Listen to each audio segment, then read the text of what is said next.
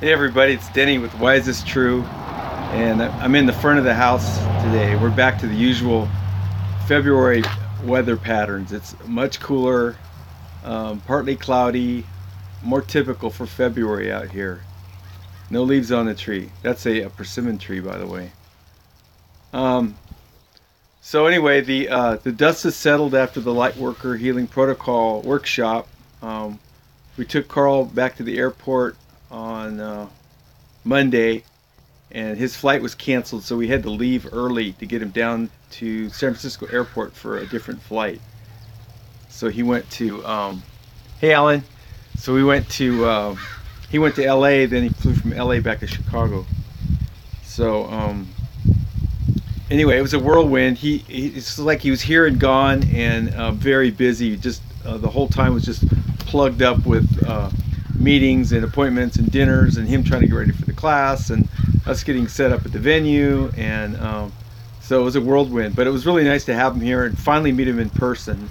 I mean, I've known the guy since I guess it was late 2015, but this is the first time I ever met him in person.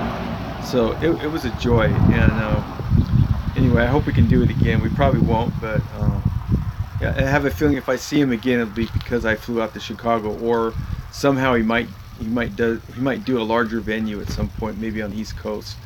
But right now, nothing like that's in the works. So anyway, got lots of notes for today. Today's gonna be a little bit longer, I think. Hi, Christine. Hi, everybody. Thanks for joining me. So there's a little bit of traffic noise. The house is kind of close to the road. I live on a road called Blank Road, and when I was a potato farmer, we called it blankety blank potatoes, and I did that for about 5 years. We used to grow potatoes here. So we're too close to the road for my taste, but anyway, there's a fence along here. Keeps the cars from coming into the yard. So anyway, I've been reading like crazy ever since we did Marilyn Monroe, John Kennedy, and the channeling with Lee Harvey Oswald.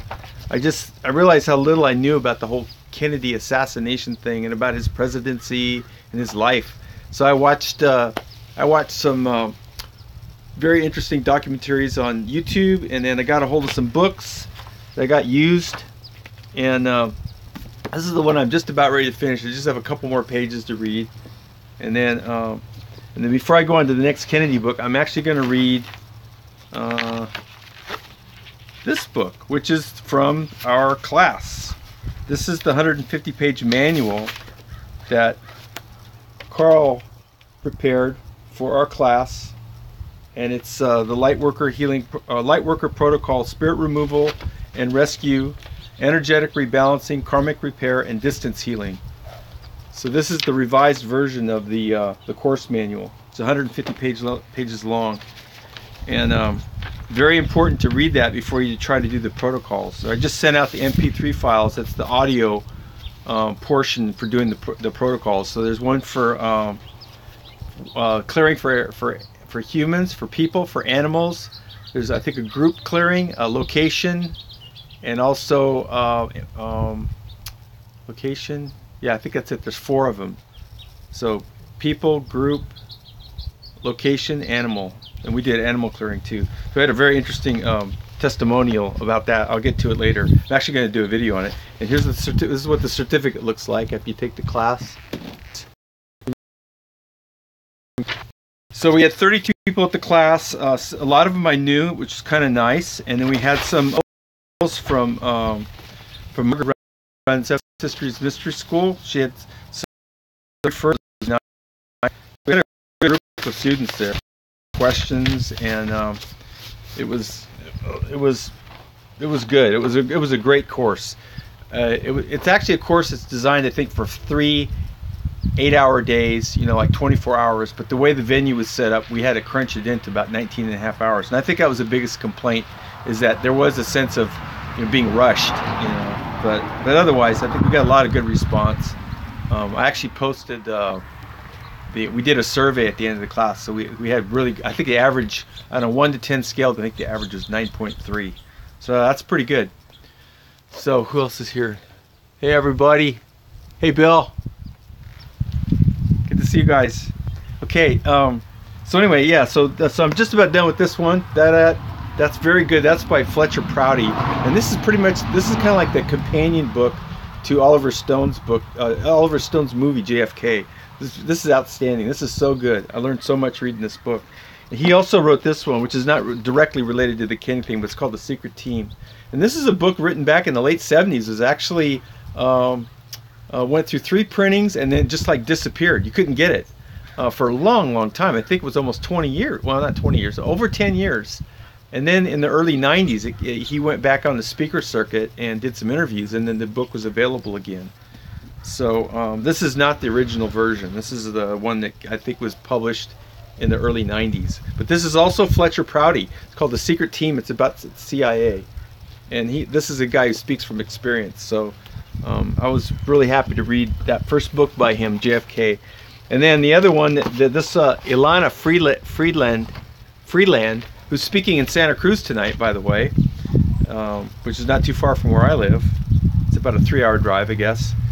She recommended this one, Unspeakable, JFK and the Unspeakable, Why He Died and Why It Matters, by James W. Douglas. So this is apparently a very good book, highly recommended book. But I hear there's like 600 books on the JFK assassination. There's 600 books. It's amazing. And then the other one I'm going to read at the end, I got this one used too. This is called Mary's Mosaic. And this was one of JFK's alleged lovers late in his life after he was married, I think. But I guess they'd known each other since he was a senator. And she was like a Washington insider. And she was actually murdered. And I think she knew more of the story about his assassination than most people. And so this is the book about her and Kennedy, and then her murder. She was murdered. So anyway, okay, so the class was great. I'm really glad. I'll talk more about the class. Okay, I want to give a shout out to my friends at the Conscious Life Expo in LA at the LAX Hilton. That's this weekend. It's out in Southern California. So a lot of people flying in for that, driving for that. It's a very congested area down there in LA, but there are a lot of people that I have associated with in the past. Many of whom are no longer followers for understandable reasons, but I still think fondly of them. And so I was asked in one of the recent interviews. My interviewee asked me if I was going to go to some of these events that are coming up in 2018, and I don't do that anymore. And this is why. They're similar to CAFO, which is an acronym for Concentrated Animal Feeding or Operation. And they're used as a multi-day psychic tagging event by the ETs. And I know that's probably not a popular opinion, but that's actually what we've learned from the answers to the various questions posed to Creator and the Light Beings in the channeling series. And so those kinds of events are actually very similar to a concept used as psychic tagging. They get all these people together in one location. And then I have a couple examples. This is Creator's response to a question about the upcoming group meditation. This is back for the solar eclipse of August 21st, and it was channeled through Carl Mollison, and this is the actual question that was posed. Should we be concerned about aliens masquerading as positive ETs, co-opting the positive energies? And if this is indeed a concern, we ask the Divine Realm, please give us direction as how to counter this for the highest good of all. And so this is the response from Creator. The interlopers will be there in force, but this is nothing new, as you've seen intuitively. They are following all spiritual groups, all individual spiritual people who have active involvement, working against their interests. So this is just business as usual. All spiritual group activities will be intercepted and interfered with or monitored, and individual participants singled out for follow-up depending on the agenda, the nature of the event taking place, and who the people are and what they do. So this will be an opportunity for subconscious programming across the board for all who participate.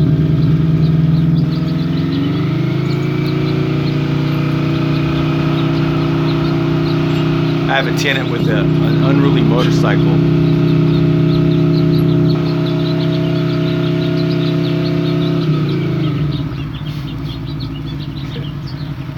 I don't think he has his choke set up correctly. It's an air-cooled Honda. Bye. Okay, so to pick up this, this will be an opportunity for subconscious programming across the board for all who participate. They will all be targeted with subconscious programming by Anunnaki psychics. This is routinely done to undermine and sabotage all intuitive outreaches that are not explicitly safeguarded by direct requests to the divine realm to intercede and block such energies. And then this one is along the same lines. This was provided by one of Carl's clients and a good friend of mine. And this is from his higher self channeling. That was done, I think, late last year. So the question is, I'm going to a workshop and I redacted that. There's no need to mention it. There will be opportunities to view, and I'm not sure, contact UFOs or ETs. I think just in the sky. But they say that you can intend to make contact with them, and is it safe to do so? So this is my question in a nutshell. Given what Carl has channeled from Creator, that ETs make physical contact and are not benevolent, but in this upcoming trip, what do you make of the opportunity for contact, communication, enlightenment in relation to any ETs that might be present there? And then this person's higher self responded with the following. This is definitely an undertaking that flirts with danger. The extraterrestrials involved here are not benevolent and would not be wanting to help any human in any fashion. So any subsequent contact would not be to the benefit of the participants, but could represent a risk to them. So there are many reasons for engagement and to help encourage people to find ETs acceptable and less threatening, and there are many ways they use the subterfuge to create the impression that it is only a matter of time when humans are ready, before they will come forward and reveal themselves.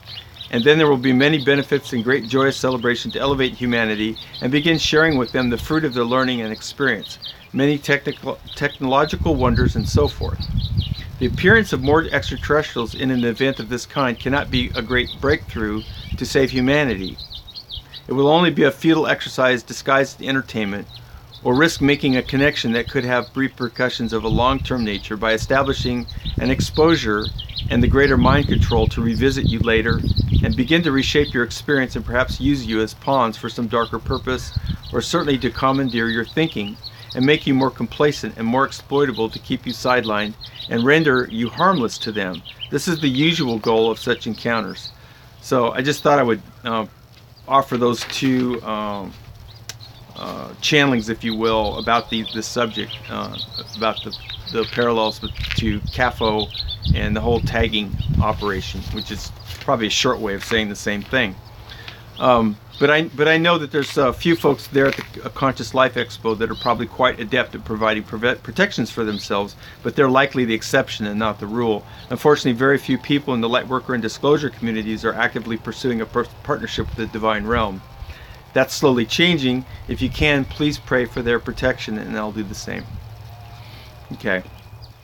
And so, of course, the logical response here would, so the same would apply the CAFO and tagging issues for the workshop we just attended. But the protections are set up just like what is done before each of the channeling sessions or clearing that is done as part of the Lightworker Healing Protocol and the clearings that we learned from the course that we took. So the protection issue is pretty serious. So like I said, Carl was with us from the night of the 31st, and we brought him back to the airport on February 5th. And we had the flight schedule changed, so normally we'd get up, leave the house around 9, go grab breakfast somewhere.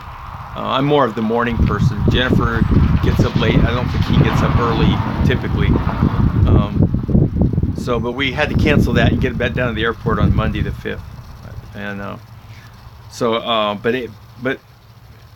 so you know, the whole thing was like he was only here for a little while and then he was gone, you know. So his schedule, you know, filled up really rapidly with appointments, meal dates with new students, longtime volunteers and donors. So I wasn't the only one who's had a lot of interaction with him, but never was able to meet him in person. So we had quite a few people who flew out, were part of the class, but have been working with him in a volunteer role for many, many months before they actually got to meet him in person. and there was more than a handful of people who in that situation. So that's why so much of his free time was taken up. So Anthony, my channel supporter from way back before Carl, he brought me down to the San Francisco airport to pick up Carl, and we were all starving. So Anthony took us to Risi Bisi in Petaluma, and that's a really nice restaurant downtown Petaluma, and that's the same restaurant where we did the infamous John Titor 2 interviews, and that's kind of set the whole Reveal and Forgive theme into stone. That interview with John Titor. So I have fond memories of the interview at Risi Bisi. So we had a really nice meal there. Anthony didn't hold back, man. He had all kinds of questions. He wanted to talk to Carl about this and that, and it was kind of fun. I mostly just listened, and but that whole John Titor 2 thing at Risi Bisi, that still, I think, is one of the most popular videos on my YouTube channel. It seems like ancient history now. It doesn't really apply to anything I'm doing now, but I figured I'd just leave it on there because it's interesting, and it was a kind of a I turned a corner on that too with that whole John Titor thing.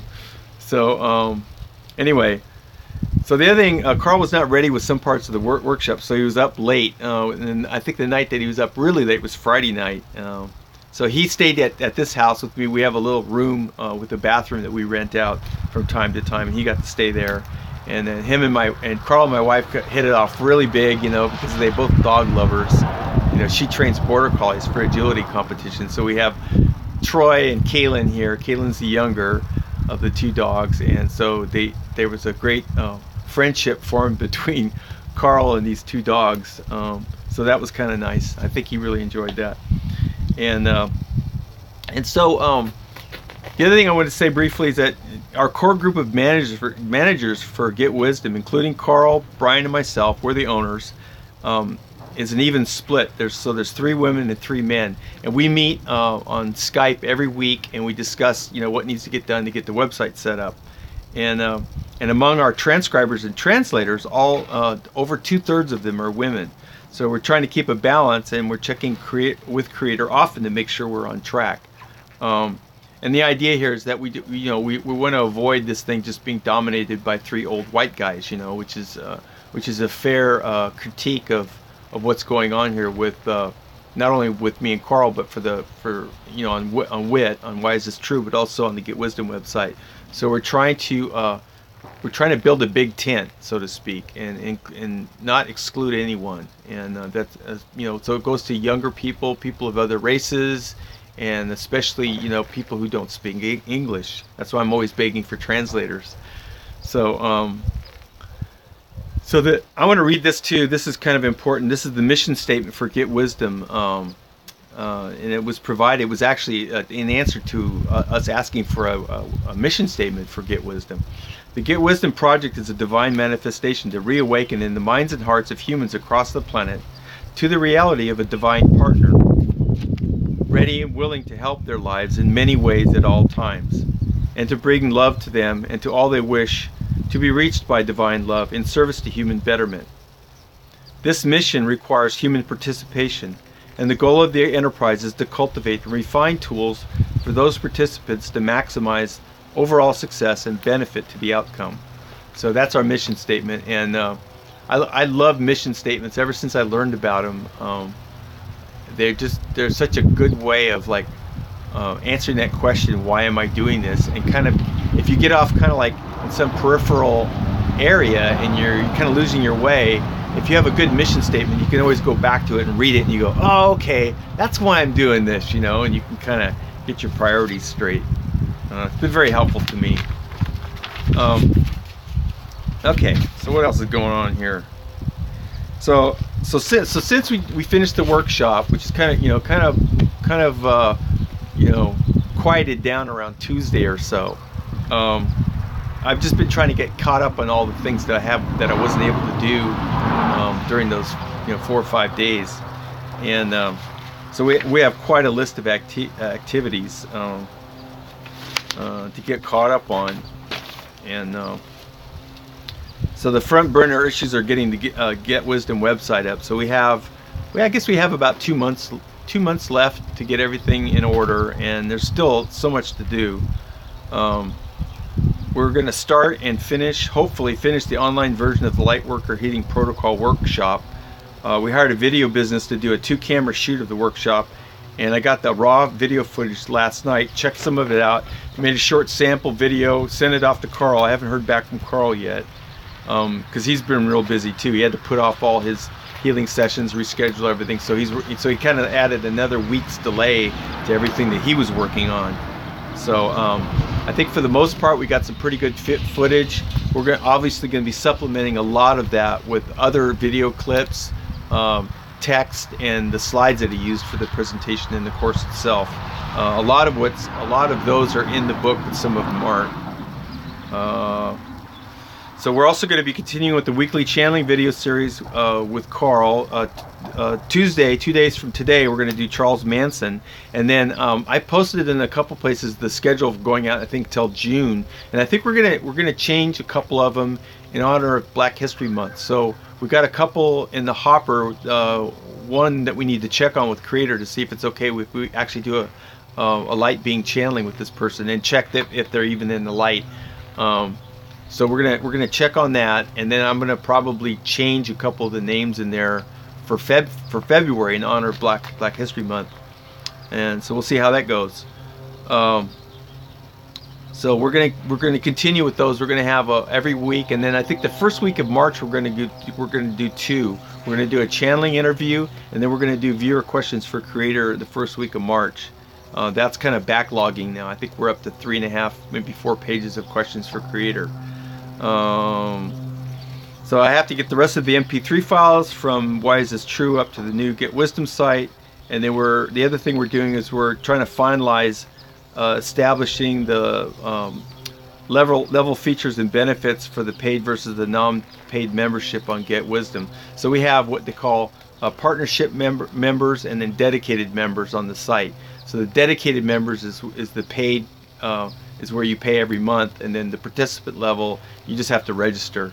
And so we're figuring out what the dedicated members get as part of their contribution, their monthly contribution to the Get Wisdom website. And as I've said before, a lot of the funds that we're going to be getting through the store and through the paid memberships is to pay for advertising to get more members. Because basically, this is an operation to save humanity. That's its purpose, and so the advertising is going to be a critical part of this. So I'm really excited about what's happening, and I only had to wait 60 years, which is a really short period of time if you think about it. So, and what else? Okay, we're gonna rename the love prayer to the prayer for saving humanity, because that's been the one prayer that has been emphasized in all of our interactions with light beings, and especially Creator. So, and I wanted to give an example of that, the answer that we got about that. So this is the question that was posed. Is there one prayer that can literally save humanity and the world if we can simply get enough people to repeat it sincerely? Something that can be spoken by people of any religious background, people who differ not only in race and culture and upbringing, but also intelligence and comprehension. And then this is the answer that we got from Creator. Any such compromise will truly be a compromise, so you are asking the impossible in the strict literal interpretation of your question. There is too wide a spectrum to incorporate everyone under one small umbrella. The intent of the question is not unsound, and for the practical application you seek, it is wise to consider the importance of each and every word of such a prayer request, to do the best one can. So we would offer the following: Source Creator, be my partner in life each and every day, to keep me focused on love, receiving and giving, both to myself and to all those around me. This is the essence of our message, as love is the currency in all healing. And as healing is the answer for the threats to humanity, a love-focused prayer will allow us the broadest possible reach and latitude to assist all those who make such a prayer request, for serving them in a way highest and best would certainly encompass helping them to survive an unexpected eventuality, unless there's a prior alignment with these dark forces in some way. That is in fact the case for many current humans. Although for the most part is an unwitting association, they are nonetheless under the spell, so to speak, of the darkness and their focus and vibration to render them unreachable even by Creator's love. So this is where you come in, to spread the word. Humans have a personal responsibility in seeing to their own circumstances, and in particular their own healing, especially when it comes to enlisting the aid of the divine realm.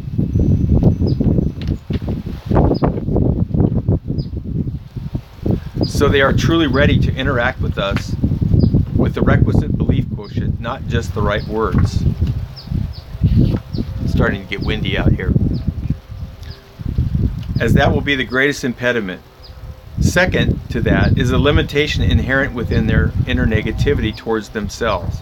To believe their worthiness to have a divine intervention just for them is a great leap and a practical gap for many in receiving divine help at all. Some coaching will help with this, but as you understand, many will need deep healing work to enable them to participate in a meaningful way.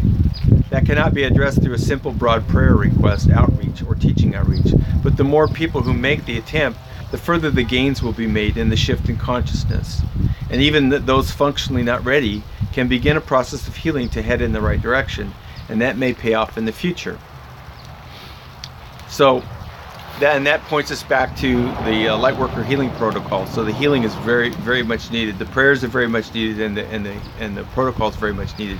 So one of the goals with the recent class was to identify people who might want to be teachers. And I think on the survey we came up with a 50-50 split. So about half the students, what is that? Maybe 16 students there were interested in eventually being instructors.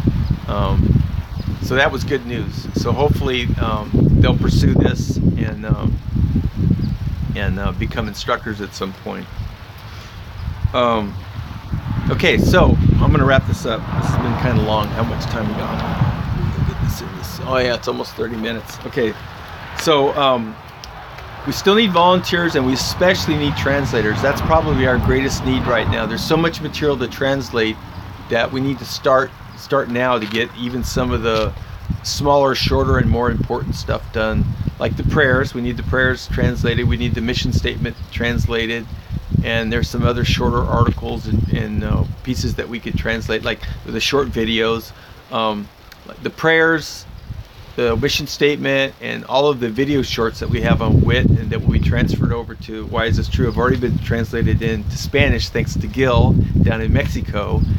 And we've got some translations in Norwegian and some in Russian, and but we're really anxious to see if we can find other volunteers who might want to do translations for us to other languages. So if you're interested, please reply. This video is these notes gets turned into an article, and I'll stick them in the on the members section on Why Is This True, and you can just reply there if you think you'd like to be translation volunteer. And then what we do is we'll take your name, and then on a channeling every week with Carl before we start the regular channeling, I'll ask to make sure it's safe and helpful, not only for you to do it, but for us at Get Wisdom to have you as a volunteer. So it's just, we've done that with all the volunteers so far. And I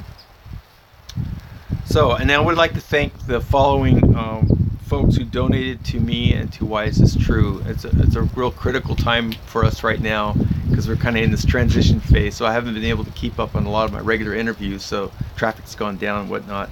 But I want to thank these people, especially Azra Gojesic. I think it's a Croatian name. I hope I pronounced it right. Tim and Gil and Alice. I got to meet Alice this past weekend. Joanne and Christine I got to meet too. So I want to thank all of you so much for your donations. It's a big help to me, and this transition phase is going to continue through to the end of April, where my regular interviews are taking a back seat to all the work that needs to get done.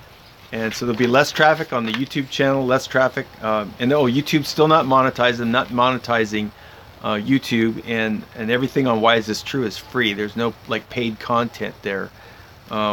So the only income that I'm getting from doing this full time is your donations. So if you can donate, please donate. It's very helpful to us to keep things going, keep the bills paid, keep the internet connection on, and for me to continue to do this full time, which it does need to be full time. So I want to thank you in advance, and I love all you guys, and thanks for watching, and have a great Sunday. Okay, bye.